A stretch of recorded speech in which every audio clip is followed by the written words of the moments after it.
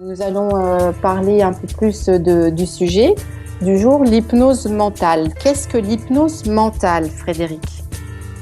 L'hypnose mentale, en fait, c'est la façon dont on est complètement identifié, absorbé, hypnotisé par toutes nos pensées.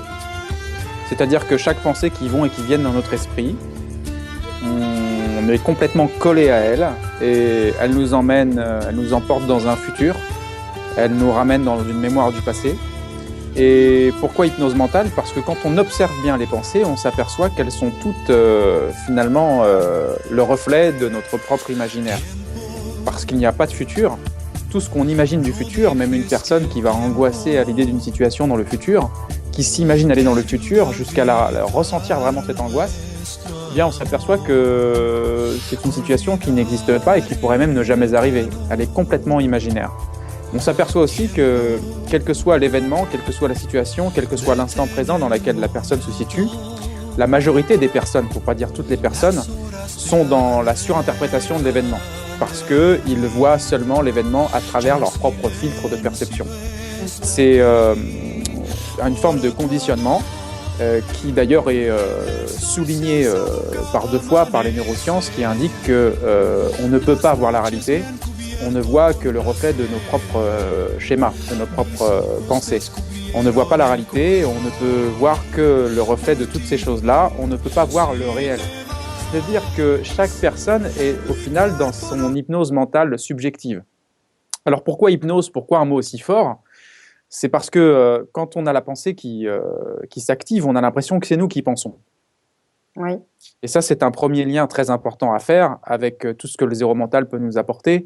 C'est que si je demande là à tous les auditeurs de se poser la question suivante, de se dire, OK, est-ce que c'est vous qui pensez ou bien est-ce que c'est la pensée qui pense, même si vous ne le voulez pas? Et ça, c'est une question très importante que vous pouvez vous poser tous. Est-ce que c'est vous qui pensez ou bien c'est la pensée qui pense, même si vous ne le voulez pas? Pour ceux qui ne seraient pas encore complètement au clair avec le fait que la pensée s'auto-active seule, vous pouvez faire une expérience suivante. Vous allez décider de ne plus penser pendant 1 heure. Puisque si c'est vous qui pensez, vous pouvez aussi décider de ne plus penser. Et au bout d'1 heure, vous allez remarquer, même au bout de quelques minutes, vous allez remarquer que vous le vouliez ou non, le mental s'auto-active seul. Et là où on a environ 60 000 pensées par jour en moyenne, il faut savoir qu'il y a 98% des pensées qui sont les mêmes qu'hier. Au final, il faut surtout se rendre compte que chaque pensée conditionne nos émotions, nos réactions, et que donc elle conditionne nos comportements. Et que les comportements, eux, conditionnent nos attitudes, et les attitudes, elles conditionnent nos habitudes même. Et tout ça, c'est piloté par nos pensées. On pourrait même dire que quand on a une bonne pensée, on a naturellement une bonne émotion qui va avec un bon comportement, avec une bonne habitude, avec une bonne attitude, avec une bonne continuité de tout ça.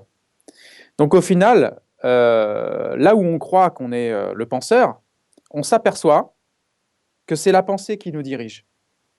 On est comme une marionnette. On peut dire qu'en tout cas, on est pour l'instant dans une forme d'inconscience des choses qui nous empêche d'avoir un discernement plus poussé sur ce qui peut être par la suite. Donc l'idée, c'est de se réveiller de ça. C'est-à-dire qu'il est possible de se déshypnotiser de cette hypnose mentale. Mmh. Et à partir de là, le travail de discernement, de technique, d'application de techniques zéro mentale, par exemple, de discernement, va être une aide pour tout ça. D'accord. Donc, ce qu'il faut savoir aussi, c'est que ça peut aller sur un point culminant de soi. C'est-à-dire que si je me pose des questions sur ce que je suis, sur ce que je crois être, pour l'instant, ce sont uniquement des réponses imaginaires, mentales, soumises à tous ces concepts qui vont me venir à l'esprit. C'est-à-dire que ce qui me définit aujourd'hui, c'est quelque chose de complètement subjectif, imaginaire et conceptuel. Ce qu'on appelle complètement illusoire. Alors bien sûr, on peut avoir l'impression que c'est bien réel. Et c'est normal, c'est un peu comme dans un rêve. Quand je rêve la nuit, je me prends pour un escargot ou je me prends pour un oiseau, j'ai l'impression que c'est bien réel. Et pourquoi j'ai l'impression que c'est bien réel? C'est parce que mon inconscient, lui, dès lors qu'il vit les choses imaginaires avec suffisamment d'intensité, il finit par les ressentir dans le corps. Et c'est mon ressenti qui me donne l'impression que c'est bien réel. Mhm. Alors là où il faudra que je me réveille de mon rêve le matin pour me rendre compte que je n'étais pas un escargot et j'étais ni un oiseau, eh bien le même cheminement peut se produire à l'état de veille actuel, c'est-à-dire que vous tous, vous vous êtes réveillés ce matin et vous pensez être réveillés a priori, mais vous êtes en train de continuer de rêver votre vie à travers ce flot incessant d'hypnose mentale. Et donc du coup, il est possible de s'en réveiller. Et l'avantage de tout ça, et ce que propose aussi l'Institut Zéro Mental, c'est que on peut s'en réveiller grosso modo de deux façons. Il y a une façon progressive qui est d'être moins endormi, on va dire, qui va correspondre en le fait de reprogrammer déjà ses limites mentales en des limites mentales plus meilleures, hein, plus ouvertes, c'est-à-dire d'avoir une hypnose mentale avec des croyances plus positives, des croyances mentales avec moins de blocage, une hypnose mentale plus ouverte qui me permet de voir la vie avec un champ des possibles plus ouvert.